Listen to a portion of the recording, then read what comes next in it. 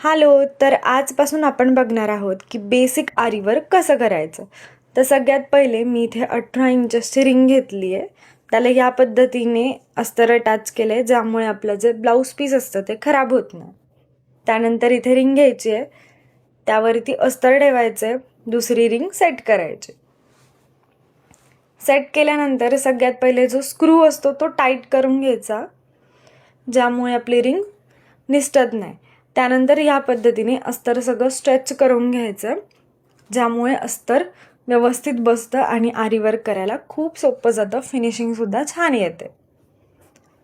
या पद्धतीने चेक करायचं आहे. त्यानंतर हे आहे आपलं आरी वर्कचं स्टँड. हे सुद्धा ॲडजस्टेबल आहे, तुम्ही छोटं किंवा मोठं करू शकता. त्यावरती रिंग सेट करायची आहे. रिंग सेट करून झाली की रिंग उचलून बघायची व्यवस्थित सेट झाले की नाही. That's it. पार्ट 2 साठी आत्ताच फॉलो करा.